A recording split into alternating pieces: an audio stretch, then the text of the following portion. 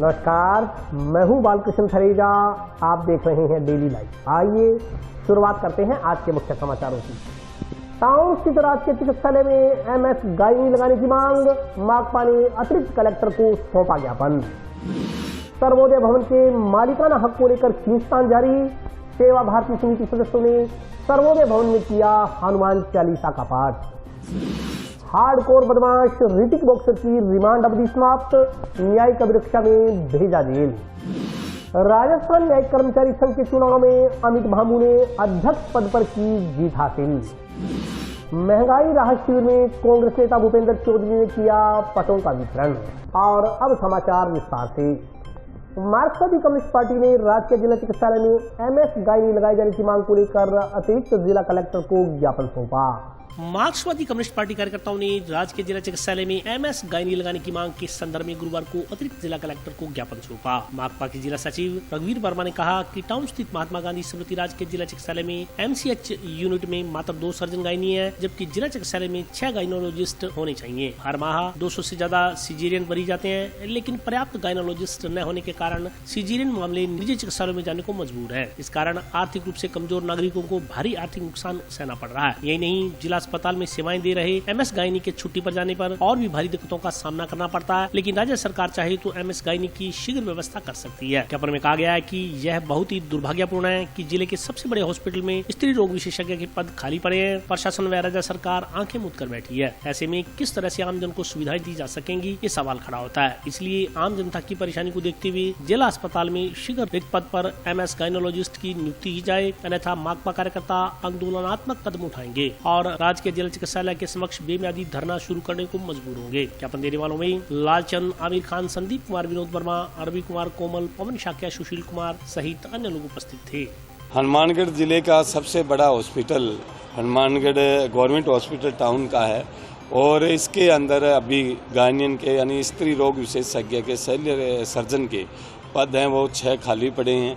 2 अभी वहाँ हैं और वो भी अभी छुट्टियों पर चल रहे हैं और लोग रोजाना दसियों लोगों को भारी परेशानी का सामना करना पड़ रहा है और उनको मौके पर जब आते हैं और वो सर्जन नहीं होने की वजह से सर्जरी का काम है वो नहीं हो पा रहा है, तो उसके लिए प्राइवेट हॉस्पिटलों में जाना पड़ता है। इसके चलते जच्चा बच्चा की दोनों का जीवन संकट में आ जाता है और हमने पहले भी ये मांग की थी ज्ञापन के जरिए, लेकिन इसके ऊपर कोई अभी कार्रवाई नहीं की है। इसलिए भारतीय कम्युनिस्ट पार्टी मार्क्सवादी ने यह तय किया है कि अगर शीघ्र ही वो उनकी नियुक्ति नहीं की गई तो वहाँ पर अनिश्चितकालीन धरना हम शुरू करेंगे हॉस्पिटल के आगे। हार्डकोर बदमाश ऋतिक बॉक्सर की रिमांड अवधि समाप्त हो जाने के बाद आज उसे न्यायिक अभिरक्षा में जेल भेज दिया गया।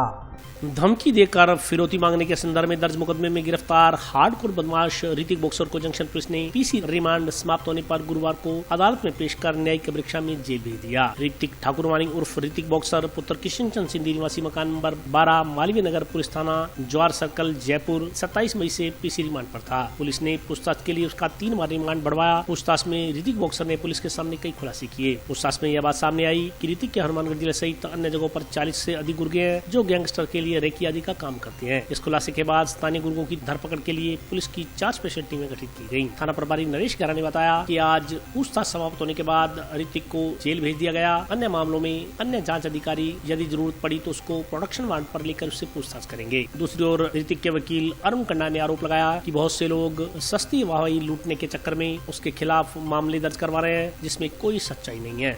वार्ड मेंबर राजेंद्र चौधरी और बबी ठेकेदार दोनों के धमकी प्रकरण वसूली प्रकरण के अंदर ऋतिक बॉक्सर को गिरफ्तार किया गया था। वो लगातार पीसी पे चल रहा था और उससे विस्तृत पूछताछ की गई। विभिन्न टीमें बना करके उससे संबंधित जो और सुराग मिले उन पर कार्रवाई की गई और आज जो उसको बाद पूछताछ के न्यायालय के आदेश पर जेल भिजवाया गया। अभी अन्य प्रकरण हैं जो उसमें जो संबंधित आईओ हैं जो उसको प्रोडक्शन वारंट पर लेंगे और फिर आगे इन्वेस्टिगेशन चलेगा।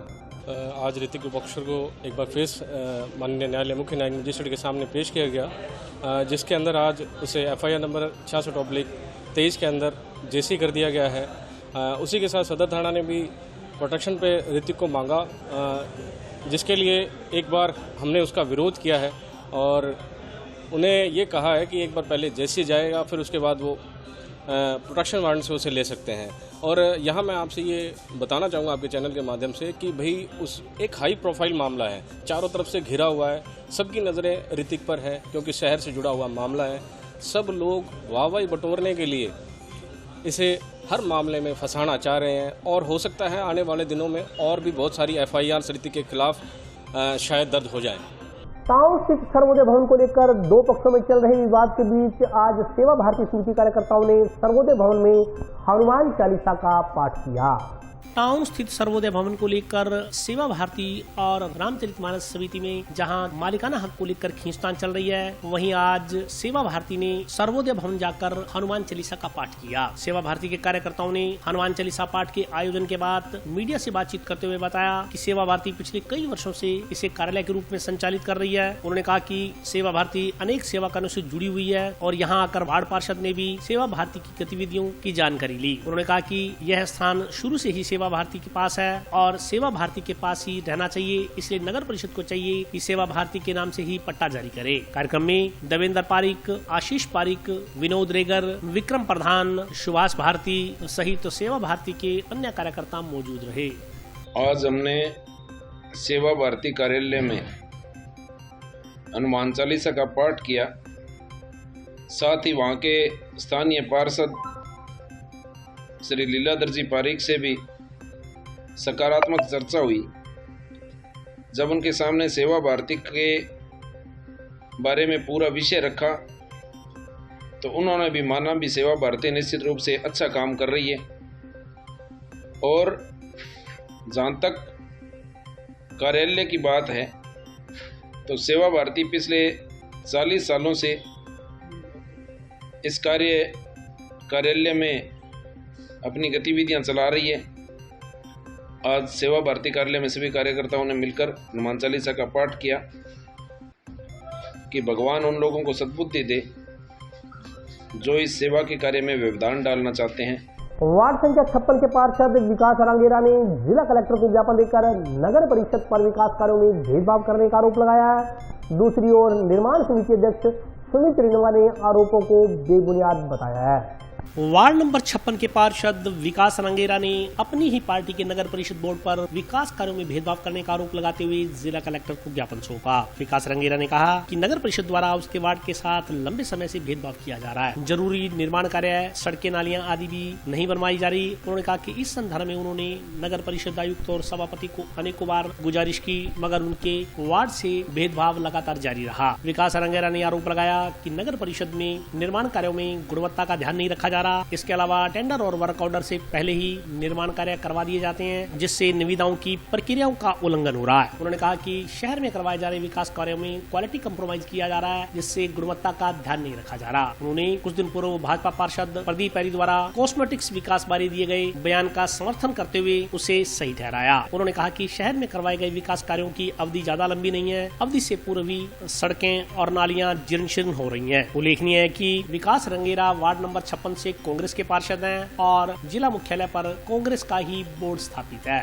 दूसरी ओर नगर परिषद में निर्माण समिति अध्यक्ष सुमित रिनवा ने पार्षद विकास रंगेरा द्वारा लगाए गए आरोपों को निराधार बताते हुए उनसे कई सवाल किए हैं। उन्होंने कहा कि विकास रंगेरा जो भ्रष्टाचार के आरोप लगा रहे हैं वे बेबुनियाद तो है ही, उल्टा विकास रंगेरा वार्ड में होने वाले विकास कार्यों में कमीशन खोरी की मांग करते हैं। उन्होंने कहा कि नगर परिषद द्वारा तमाम शहर में समान रूप से विकास कार्य करवाए जा रहे हैं और पूरी नियमों की पालना करते हुए टेंडर लगवाकर वर्क ऑर्डर जारी किए जा रहे हैं। उन्होंने कहा कि नगर परिषद में कमीशन खोरी या भ्रष्टाचार के आरोप बिल्कुल झूठे हैं। उन्होंने कहा कि कई बार ऐसे मामले आए हैं जिसमें विकास रंगेरा ने ठेकेदारों से हिस्से की मांग की है। उन्होंने कहा कि नगर परिषद में काम करने वाली निर्माण एजेंसियां पूर्णतः स्वतंत्र हैं। उन्होंने कहा कि नगर परिषद में ठेकेदारी करने वाला कोई भी ठेकेदार सभापति अथवा किसी अन्य का रिश्तेदार नहीं है। सुमित रिनवा ने आरोप लगाया कि वार्ड नंबर 56 में जो भी ठेकेदार काम करने जाता है उससे उक्त पार्षद पैसे की मांग करता है, जिससे बहुत से ठेकेदारों ने वहां काम करने से भी इनकार कर दिया है। उन्होंने आरोप लगाया कि उक्त पार्षद अपनी राजनीतिक रंजिश निकालने के लिए नगर परिषद का इस्तेमाल करना चाहता है। नगर परिषद इसमें अपना कंधा इस्तेमाल नहीं होने दे रही, इसी से खुन्नस खाकर झूठे आरोप लगाए जा रहे हैं। मैं कलेक्टर महोदया से मिला था नगर परिषद के अंदर हो रहे व्यापक भ्रष्टाचार को लेकर। तो नगर परिषद के अंदर किसी भी प्रकार के निर्माण कार्य के अंदर मतलब जो क्वालिटी कॉम्प्रोमाइजेज है वो बहुत ज़्यादा हो रहे हैं। उनको देखते हुए मैंने उसके साथ शहर में जो विकास कार्य हुए हैं उनकी जो विकास कार्य खराब हो चुके हैं, जो 5 महीने 6 महीने 8 महीने पुरानी जो रोडें बनी हुई थी, जो नालियाँ सड़कें जो भी थी, कारपेट रोड सीसी रोड जो भी थी, उनकी काफ़ी फोटो में मैंने साथ में लगाई हैं। और वो सड़कें जिनका गारंटी पीरियड 3-3 साल का होता है वो 3 महीने में 6 महीने में ही टूट चुकी है, पत्थर बाहर आ चुके हैं। इसके अलावा नगर परिषद के अंदर टेंडर प्रक्रिया से पहले ही निर्माण कार्य करवा दिए जाते हैं, जिसमें सभी कर्मचारी अधिकारी मिले हुए हैं। टेंडर प्रक्रिया से पहले अपने चहेते ठेकेदार को ठेका देते हैं और काम उससे करवा के और बाद में उसके बिल वगैरह जो बनते हैं वो बनाए जाते हैं, जिसमें सभी प्रकार के ऊपर से लेके नीचे तक के कर्मचारी सबके प्रतिशत बंटे हुए हैं। कार्रवाई नहीं होती तो मेन मुख्य मुद्दा तो देखिए, सच्चाई तो ये है कि मैं भी मतलब ऐसा नहीं चाहता था कि डिपार्टमेंट भी मेरा, पार्टी भी मेरी और सारा सिस्टम था। मैंने काफ़ी 1.5 साल से प्रयास कर रहा हूँ कि मेरे वार्ड में जो पुराने कंस्ट्रक्शन के काम पड़े हैं उन्हें आप करवा दीजिए, पर इन्होंने इनके कान पे जू नहीं रहेंगी। और ना ही जो मेरे वार्ड के अंदर जो होने वाले काम है, लायक काम है, उनके भी इन्होंने किसी प्रकार के टेंडर नहीं लगाए। तो ये कहीं ना कहीं मेरे साथ, मेरे वार्ड के साथ भेदभाव कर रहे हैं। मैं नहीं चाहता था कि मेरी वजह से मेरे वार्ड का कोई नुकसान हो, पर मजबूरन इन्होंने मतलब जब पानी सिर के ऊपर से टप जाए तो कुछ करना पड़ता है। तो ये कि अगर इस पे कोई कार्रवाई नहीं होती है तो जो कंस्ट्रक्शन के काम मेरे बचे हुए हैं और जो लोग इस चीज से परेशान हैं उन सबको मैं साथ लेके और एक बड़े आंदोलन के रूप में कलेक्टर साहब से मिलूंगा। जो विकास जी रंगेरा आरोप लगा रहे हैं वो निराधार हैं और खुद उनके वार्ड को, शहर को या हमारे जितने पार्षद हैं पता है हम सबको भी वो क्या है। जो वो कह रहे हैं भी नगर परिषद में व्यापक भ्रष्टाचार है, तो उस बताएं किस बात में भ्रष्टाचार है। आज नगर परिषद की क्वालिटी जो है वो PWD से सुपीरियर है। उस व्यक्ति को यही नहीं पता भी कौन सी रोड को नगर परिषद की है, कौन सी PWD की है। अभी वो भारत माता चौक का वो दे रहे थे उदाहरण, जबकि वो PWD की रोड है। उन्होंने बनाई, पानी वहाँ गिरा, टूट गई, उसको उल्टी का रिपेयर हमने कराई है। तो जिस व्यक्ति को ये ज्ञान नहीं है वो निर्माण की बात क्या कर रहा है। और भ्रष्टाचार की बात है तो मैं बता दूं, अब उनकी जो ग्रीवियंस है भी मेरे वार्ड में काम नहीं हो रहा। काम लगाते हैं, जो ठेकेदार काम डालने वाला हो उससे पहले ही 5% मांग लेते हैं। ठेकेदारों ने वहाँ काम करना बंद कर दिया। भी हम क्वालिटी दें या मेंबर को पैसे दें। निराधार आरोप पार्षदों पे लगा रहे हैं भी सभी पार्षद ठेकेदारी कर रहे हैं। कौन कर रहा है? जो फर्में आप देखो, नगर परिषद से कागज लो ना भी कि कौन फर्में, कहाँ की फर्म, कौन काम कर रहा है। तो बिल्कुल निराधार आरोप हैं। उस व्यक्ति को सारा दिन पैसा चाहिए। सबसे ज़्यादा उसके वार्ड में काम करवाए गए हैं। अब वो वार्ड में अपनी जो राजनीतिक लड़ाई है या किसी से द्वेष भावना निकालने के लिए सभापति का कंधा देखता है। तो हमने तो ऐसे जी उस वार्ड में कांग्रेस के लोग भी हैं, बीजेपी के लोग हैं। हम वहाँ कोई भेदभाव से तो काम करना नहीं है। हमने तो सारी जनता को देखना है। तो वहाँ कोई जनता अगर दूसरी बैठी है, वोट सभी ने दिए, तो हमने किसी को मारना नहीं किया। हम तो सभी को समान रूप से देखते हैं। बीजेपी के वार्ड हैं, वो पार्षद कोई नहीं बोल रहा ना गलत काम बोल रहे हैं। हम हर जगह समान रूप से कंस्ट्रक्शन का काम करा रहे हैं। वो आज 6 महीने से और जो एडवांस काम की बात कर रहे हैं सबसे ज़्यादा उन्हीं को रहता है। एक रोड जो बनाई गई थी उसमें उन्होंने खुद ये कहा कि मेरी इसके साथ साथ ये रोड बना दो। हमने उस बात को मना किया है, बिल्कुल बिल्कुल नहीं बनेगी भाई। ये रोड बनती है तब तक आप एस्टीमेट बनवाओ, उसका टेंडर लगवा लो। अभी कुछ दिन पहले मॉनिटरिंग तो इनकी इतनी है, इनके कोई लाइन बदली गई और उसकी लाइटें को उतार के ले गया। इनके पास मॉनिटरिंग ही नहीं है, कौन ले गया क्या पता। अब मैंने वहाँ तार खिंचवा कर लाइटें लगवाई हैं खुद, और उसके बावजूद ये व्यक्ति ऐसे कर रहा है। तो स्पष्ट दिख रहा है भी इसको सिवाय पैसे के कोई मतलब नहीं। इनको ये भ्रष्टाचारी दूसरे को कह रहे हैं तो खुद ये पूछो भी क्यों नहीं ठेकेदार आपके वार्ड में काम करने को राजी। पहले ये बात बताए ना वो भी आपके वार्ड में काम लगे हुए हैं और ठेकेदार करने को तैयार नहीं है, क्यों?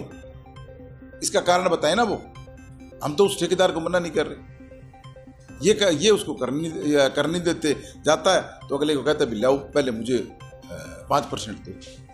तो अब ऐसे में हमने भी ऐसे में हमें आके कहता है जी आप ठेकेदार को दबाव डालो। मतलब भी हमारा ये काम नहीं है। हम उस पर दबाव आज डालें भी आपको पैसे दें, कल हम उससे क्वालिटी कैसे ले सकेंगे?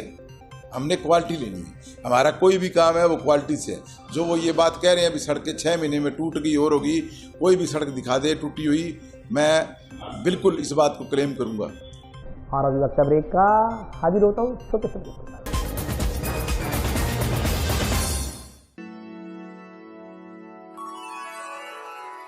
यूं तो कई बार मुझे हंसते देखा है, पर ये हंसी कुछ और है। ये गहना मुझ पर जचता है, पर ये महज एक गहना नहीं, ये रूपरेखा है मेरे मन की, हंसती खिलखिलाती लहरों की, जो आतुर थी अब तक मुझ पर सजने को। इसलिए ये गहना ही मेरा सच्चा श्रृंगार है, श्रृंगार है, श्रृंगार है।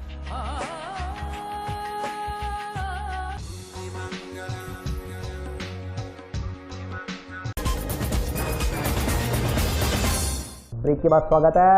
आइए नजर डालते हैं अगले समाचारों पर। जंक्शन स्थित झूलेलाल धर्मशाला में महंगाई राहत शिविर का आयोजन किया गया। शिविर में कांग्रेस नेता भूपेंद्र चौधरी ने आमजन को पटों का वितरण किया। जंक्शन में बीएसएनएल कार्यालय के पास स्थित झूलेलाल धर्मशाला में गुरुवार को आयोजित प्रशासन शहरों के संग अभियान एवं महंगाई राहत कैंप में नई खुंजा क्षेत्र के वार्ड नंबर 3 व 4 के बाशिंदों को पट्टे वितरित किए गए। विधायक प्रतिनिधि भूपेंद्र चौधरी, निर्माण समिति अध्यक्ष सुमित रिणवा, पार्षद प्रतिनिधि मनोज बरसीवाल, अशोक गोरी, गुरमीत सिंह, बलराज सिंह, गुरविंदर शर्मा ने पट्टों का वितरण किया। साथ ही लाभार्थियों को गारंटी कार्ड वितरित किए। विधायक प्रतिनिधि भूपेंद्र चौधरी ने कहा कि राज्य सरकार की ओर से जनता के लिए किए गए कल्याणकारी कार्य आज फलीभूत हो रहे हैं। लोगों को महंगाई राहत कैंपों में 10 योजनाओं की गारंटी मिल रही है। नागरिकों में कैंपों को लेकर भारी उत्साह नजर आ रहा है। जनता को भी महसूस हो रहा है कि उन्होंने जो सरकार चुनी है वह उनके लिए काम कर रही है। नगर परिषद कर्मचारियों ने बताया कि इन अभियानों में करीब 8000 पट्टे बनाए जा चुके हैं। उन्होंने मौजूद लाभार्थियों व वार्डवासियों से राज्य सरकार की योजनाओं का अधिकाधिक लाभ उठाने का आह्वान किया। इस मौके पर रामनिवास किरोड़ीवाल, गंगाराम, जगदीप सिंह, रमजान खान, हेम सिंह, वेद प्रकाश, आरिफ खान, जगसीर सिंह, जगजीत सिंह, शेर सिंह, विजेंद्र कुमार, सुच्चा सिंह सहित अन्य वार्डवासी मौजूद रहे। हमारे मुख्यमंत्री, आदरणीय मुख्यमंत्री ने पूरे प्रदेशवासियों के लिए कच्ची बस्ती के लिए जो योजना बनाई है उसके तहत आज वार्ड 3 के पट्टे जारी। चौधरी विनोद कुमार के प्रयासों से और संघर्षशील पार्षद हमारा सभी वार्डवासियों के, चारों वार्डवासियों के काम करवाते हुए आज पट्टे हमें जारी हुए। इसलिए हम आदरणीय मुख्यमंत्री चौधरी विनोद कुमार, मनोज बरसीवाल का सबको तहे दिल से धन्यवाद करते हैं। नगर परिषद द्वारा आज महंगाई राहत शिविर में राजस्थान के लोकप्रिय और दूरदर्शी संवेदनशील सोच के धनी आदरणीय अशोक जी गहलोत की मंशा के अनुरूप हमारे विधायक साहब विनोद चौधरी जी के नेतृत्व में जो ये कैंप लगाए जा रहे हैं, इनमें आज खुंजा क्षेत्र के लोगों को पट्टे वितरित किए गए हैं। आज पट्टे पाकर लोग बड़े हर्षित हैं और खुंजा नगर परिषद एरिया में आए लगभग 27 साल हो गए हैं। इन सालों आज 28-30 सालों के बाद इनको पट्टा मिलने पर जो खुशी महसूस हो रही है वो देखने लायक है और हम अब सभी इनके जो भविष्य कामना करते हैं। वार्ड नंबर 50, 51, 52, 53 का आज महंगाई रिलीफ कैंप यहाँ पर लगा है झूलेलाल धर्मशाला में और मुझे बड़ी प्रसन्नता है, मुझे बताते हुए बड़ी खुशी हो रही है कि जो राज्य सरकार ने जो कल्याणकारी काम लोगों के लिए किए हैं वो फलीभूत हो रहे हैं। लोगों को गारंटी दी जा रही है कार्ड के द्वारा, चाहे वो पेंशन की हो, चाहे वो चिरंजीवी योजना हो, 100 यूनिट बिजली फ्री हो, सभी योजनाएं लोगों को बड़ा लाभ मिल रहा है। लोगों के चेहरे पर बड़ी प्रसन्नता है, बड़ा सुकून है और वो ये महसूस कर रहे हैं कि जो उन्होंने सरकार चुनी थी वो सरकार उसने उनके लिए वाकई में काम किया है। ओवरलोड भवन निर्माण सामग्री लेकर पहुंचे ट्रॉली से वार्ड संख्या 50 की नवनिर्मित सड़क धंस गई। वार्डवासियों ने जिला परिवहन अधिकारियों को सूचित कर ट्रॉली का चालान करवा दिया। भवन निर्माण सामग्री लोड कर वार्ड नंबर 50 में पहुंचे एक ट्रॉली का आज जिला परिवहन अधिकारियों ने चालान कर दिया। इससे पहले वार्डवासियों ने जिला परिवहन कार्यालय को फोन करके ओवरलोड वाहन के आने की सूचना दी। वार्डवासियों ने बताया कि वार्ड नंबर 50 के लोग यहां आ रहे ओवरलोड वाहनों से खासा परेशान है और लंबे समय से वाहनों के प्रवेश पर प्रतिबंध लगाए जाने की भी मांग कर रहे हैं। वार्डवासियों ने बताया कि यहाँ बनाई गई सड़कों पर ओवरलोड वाहन सामग्री लेकर आते हैं, जिससे सड़कें भार सहन न कर पाने के कारण सड़कें धंस जाती हैं। उन्होंने बताया कि आज भी ऐसा ही हुआ कि एक ट्रोला लगभग 75 टन वजन की बजरी डालकर वार्ड में आ गया, जिससे नवनिर्मित सड़क नीचे बैठ गई। सड़क के क्षतिग्रस्त हो जाने से वार्डवासी आक्रोशित हो गए और उन्होंने जिला परिवहन कार्यालय के अधिकारियों को फोन कर दिया। इस पर मौके पर जिला परिवहन अधिकारी पहुंचे और ट्रोले का चालान कर दिया। मेरे वार्डवासी ने मुझे सूचना दी भी काफी हैवी ओवरलोड ट्राला सड़क पर आया है, तो वहाँ पे मकान बन रहा था। तो सूचना पाके मैं वहाँ मौके पर पहुंचा, तो मैंने वहाँ देखा भी काफ़ी सड़क का काफ़ी नुकसान हुआ। मैंने उसकी सूचना मेरे विभाग नगर पालिका व हमारे निर्माण कमेटी अध्यक्ष सुमित जी को दी। कुछ मेरे पार्षद साथी वहाँ पहुँचे, हमने देखा भी काफ़ी नुकसान हुआ। वो सड़क अभी कुछ 5-6 महीने पहले ही बनी थी। तो सुमित जी कम से कम 2 साल से संघर्ष कर रहे हैं, ये जो ओवरलोड ट्राले आ रहे हैं इनको रोकने के लिए। मैंने काफ़ी बार देखा है, हम भी इनके साथ गए हैं। तो मैं सरकार से आग्रह करना चाहूँगा, जो ओवरलोड ट्राले रोकने का काम नगर पालिका का नहीं है, वो खुद रोकें। और जो लोग मकान बनाते हैं वो ध्यान रखें भी ये सड़क कितने मैट्रिक टन पास है, इसमें कितनी क्षमता है इसको माल आने ले जाने की। और जो ये ड्राइवर लोग हैं, इनको भी समझना चाहिए कि हमको ये उस वार्ड में या किसी उस जगह पर ट्राला ले जाना चाहिए कि नहीं ले जाना चाहिए। तो ये सरकार की अनदेखी करके जो सरकार का नुकसान कर रहे हैं वो बहुत गलत है। तो शहर को इतना सुंदर बना रही है, और ये जो ट्रक वाले ड्राइवर हैं ये थोड़े लालच के लिए ट्रक ड्राइवर या मालिक हैं, और थोड़े से अपने पैसों के लालच के लिए शहर की रोडें तोड़ रहे हैं, वो अब हम नहीं होने देंगे। एक ओवरलोड गाड़ी पकड़ी गई थी जिसके चालान कर दिया गया, सीज कर दी गई है। बजरी ओवरलोड थी इसमें, करीब 75 टन ओवरलोड है इसमें, इसको सीज कर दिया गया। कार्रवाई हमेशा होती रहती है, मंथ में कार्रवाई हमेशा चलती रहती है। 75 टन चलती रहती है हमारी जांच, हमेशा करते रहते हैं। ओवरलोड की कार्रवाई करेंगे, कोई ओवरलोड आएगा तो उसके बंद करेंगे, सीज करेंगे। राजस्थान न्यायिक कर्मचारी संघ के चुनाव में अध्यक्ष पद पर अमित भांबू ने जीत हासिल की है। राजस्थान न्यायिक कर्मचारी संघ जिला शाखा हनुमानगढ़ के अध्यक्ष पद के लिए चुनाव गुरुवार को संपन्न हुए। सुबह 8 बजे से 11 बजे तक मतदान हुआ। दोपहर 2 बजे संपन्न हुई मतगणना में अमित कुमार भांबू ने 73 मतों से जीत हासिल की। अध्यक्ष पद के लिए पोल हुए कुल 196 मतों में से अमित कुमार भांबू को 129, अमित कुमार मोदी को व सुधीर दादीज को 56 मत प्राप्त हुए। इस तरह से अमित कुमार भांबू ने अपने निकटतम प्रतिद्वंदी सुधीर दादीज को 73 मतों से पराजित कर अध्यक्ष पद का चुनाव जीत लिया। इस संदर्भ में जानकारी देते हुए निर्वाचन अधिकारी अरुण शर्मा कोटू ने बताया कि चुनाव बेहद शांतिपूर्ण तरीके से संपन्न हुए। चुनाव में तमाम कर्मचारियों ने नियमानुसार मतदान किया। अरुण शर्मा ने अपने सहयोगी निर्वाचन अधिकारियों का धन्यवाद ज्ञापित करते हुए सहयोग के लिए आभार जताया। इस दौरान नवनिर्वाचित अध्यक्ष अमित कुमार भांबू ने संगठन सदस्यों का आभार व्यक्त करते हुए कहा कि न्यायिक कर्मचारियों की समस्याओं का समाधान करवाते हुए उनके हितों में कार्य करना उनकी पहली प्राथमिकता रहेगी। मुख्य चुनाव अधिकारी अरुण शर्मा कोटू, निर्वाचन अधिकारी मनोज कुमार त्यागी, सह निर्वाचन अधिकारी सुमित गर्ग ने नवनिर्वाचित पदाधिकारियों को प्रमाण पत्र सौंप उन्हें बधाई दी। इस दौरान चुनाव के लिए राजस्थान न्यायिक कर्मचारी संघ के संयोजक मनोज पांडे, महेंद्र शर्मा, महेंद्र पारिक, ऋषि यादव, जितेंद्र सिंह, रूपेश कुमार, राम कुमार, धर्मपाल, ओम प्रकाश, तेज नारायण, राजू सिंह आदि सहित अन्य लोग मौजूद रहे। आज राजस्थान न्यायिक कर्मचारी संघ जिला शाखा हनुमानगढ़ के न्यायिक कर्मचारी गण के अध्यक्ष पद का चुनाव था, जिसमें मैं प्रत्याशी था। मेरे सभी साथी कर्मचारीगण भाइयों ने मेरे को बहुमत से आज विजयी बनाया है और मैं उनकी उम्मीदों पर खरा उतरने को मेरा मौका दिया है। तो मैं सभी साथी कर्मचारी भाइयों का धन्यवाद देना चाहता हूं जिन्होंने मेरे को बहुमत दिया है, और सभी के सहयोग से सबके साथ मिलकर सबको साथ लेकर मैं कर्मचारीगण के सामूहिक रूप से उज्जवल भविष्य के जितने भी कार्य हैं वो पूर्ण करूँगा। प्राथमिकताएँ, समस्याएँ जो कर्मचारियों के जितने भी रुके हुए काम हैं उनको दूर करने, उनको पूरा करने की है, जिसमें वो सभी प्रकार की हैं। तो जो भी समस्याएं हैं उन्होंने मेरे को चुनाव में जीती समस्याएं बताई है, सबसे मिलके सबका सहयोग लेके उनको पूरा करना है। राजस्थान न्यायिक कर्मचारी संघ जिला शाखा हनुमानगढ़ वर्ष 2023 के चुनाव में अमित कुमार 73 मतों से विजयी घोषित हुए हैं। सुधीर दादीज द्वितीय स्थान पर रहे हैं एवं अमित कुमार मोदी तृतीय स्थान पर रहे हैं। सुधीर दादीज को 56 मत प्राप्त हुए हैं और अनिल कुमार मोदी को 11 मत प्राप्त हुए हैं। अमित कुमार 73 मतों से विजयी घोषित हुए। टोटल 196 वोट पोल हुए थे। और आज के लिए बस इतना ही। कल फिर हाजिर होता हूँ नए समाचारों के साथ। तब तक के लिए नमस्कार।